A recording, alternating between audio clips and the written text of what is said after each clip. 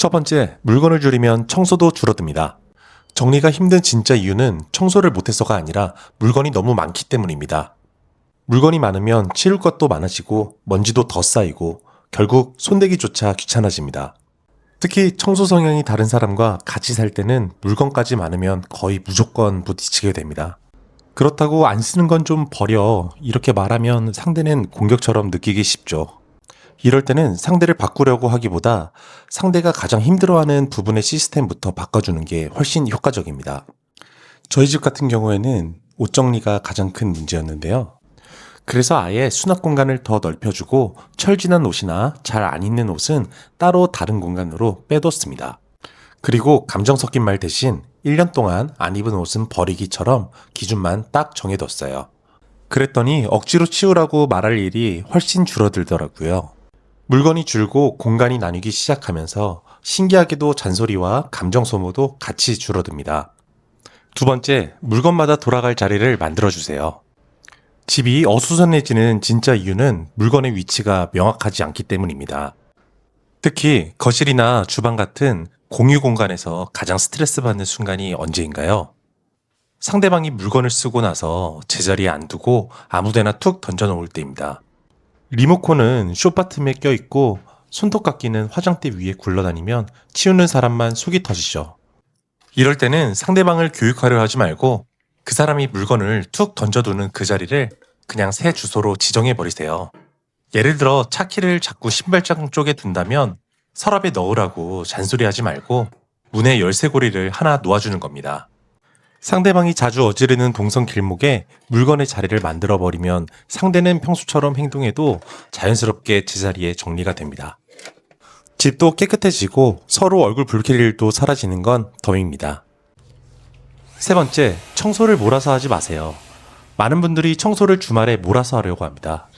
그러면 주말이 쉬는 날이 아니라 노동하는 날처럼 느껴지죠. 정리 잘하는 사람들은 집안일을 한 번에 하지 않습니다. 대신 아주 잘게 나눠서 일상 속에 자연스럽게 섞어버립니다. 제가 실제로 가장 효과봤던 틈새 습관 3가지만 알려드릴게요. 첫 번째는 식사 준비 시간입니다. 밥 짓는 몇 분 동안 가만히 있지 말고 전날 설거지했던 그릇만 제자리에 넣어보세요. 식사 후 설거지 장소가 마련되어 시간을 줄일 수 있습니다. 두 번째는 설거지할 때입니다.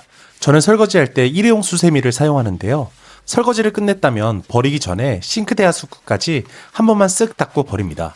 이 습관 하나만 있어도 따로 하수구 청소하는 날을 잡지 않아도 됩니다. 마지막은 샤워 직후입니다. 욕실 나오기 전에 스퀴즈로 거울과 벽 물기만 간단히 제거해보세요.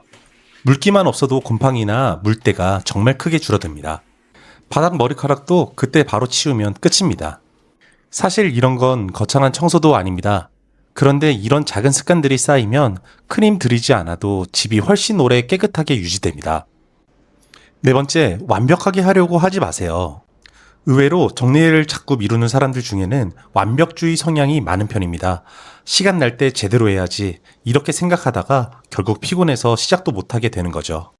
그런데 정리 잘하는 사람들은 완벽함보다 유지 가능한 상태를 더 중요하게 생각합니다. 저도 집 유지할 때 나름의 현실적인 기준이 있는데요. 첫 번째는 침대 정리입니다. 호텔처럼 각 잡을 필요 없습니다. 그냥 이불만 쫙 펴두세요. 그것만으로도 방이 훨씬 깔끔해 보입니다. 두 번째는 거실 바닥입니다. 매일 청소기 돌리고 물걸레질까지 하면 퇴근 후에는 정말 지칩니다. 그래서 머리카락이나 눈에 띄는 먼지만 돌돌이나 무선 청소기로 간단히 정리하세요. 매일 완벽하게 하지 않아도 집은 충분히 깔끔해 보입니다. 마지막은 양말 정리입니다. 건조기에서 나온 양말 하나하나 짝 맞추는 거 생각보다 스트레스 엄청 크거든요. 저희 집은 이걸 귀찮아해서 양말 개는 거를 포기했습니다. 대신 양말 바구니 하나 두고 그냥 거기에 넣어두고 꺼내 신어요. 그랬더니 빨래 스트레스가 훨씬 줄어들었습니다. 특히 같이 사는 사람과는 완벽한 기준을 조금 낮추는 게 정말 중요합니다. 서로의 기준을 딱 20%만 내려놔도 집안 분위기가 훨씬 편안해집니다. 다섯 번째, 청소를 쉽게 만드는 환경을 만들어주세요. 청소를 잘하는 사람은 원래부터 부지런한 사람이 아닙니다. 대신 귀찮지 않게 움직일 수 있는 환경을 만들어둔 사람에 가깝습니다. 정리가 무너지는 가장 큰 이유는 동선 때문입니다. 치우러 가는 몇 걸음이 귀찮아서 물건을 그냥 손 가는 곳에 두게 되는 거죠. 청소 난이도를 확 낮춰주는 방법 3가지만 알려드릴게요. 첫 번째는 방마다 작은 쓰레기통 두기입니다. 휴지 하나 버리려고 밖까지 나가기 귀찮죠? 결국 책상 위나 침대 옆에 쌓이게 됩니다. 손만 뻗으면 버릴 수 있게 만들어 두세요. 두 번째는 청소용품을 가까운 곳에 두는 겁니다. 돌돌이 무선 청소기, 청소 티슈 같은 건 오히려 잘 보이는 곳에 두세요. 눈에 보여야 손도 갑니다.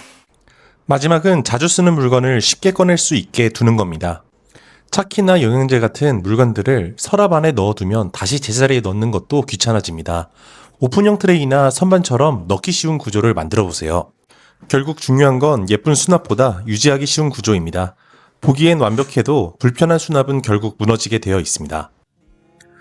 정리정돈은 주말 하루를 갈아 넣어서 끝내는 노동이 아닙니다. 내 생활을 조금 더 편하게 만들고 같이 사는 사람과 덜 스트레스 받기 위한 과정이 더 가깝습니다. 처음부터 완벽하게 바꾸려고 하지 마세요. 오늘 이야기한 방법들 중에서 딱 한 가지만 먼저 시작해 보셔도 충분합니다. 청소 기준을 조금만 낮추고 구조만 바꿔도 생각보다 훨씬 적은 힘으로 집을 유지할 수 있습니다. 그러면 주말마다 대청소에 지치는 일도, 청소 때문에 서로 얼굴 붉히는 일도 정말 많이 줄어듭니다. 오늘 영상이 도움이 되셨다면 구독과 좋아요 부탁드리고요.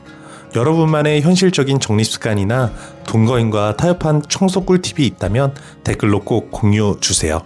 그럼 저는 다음 영상에서 더 유익한 내용으로 찾아뵙겠습니다. 감사합니다.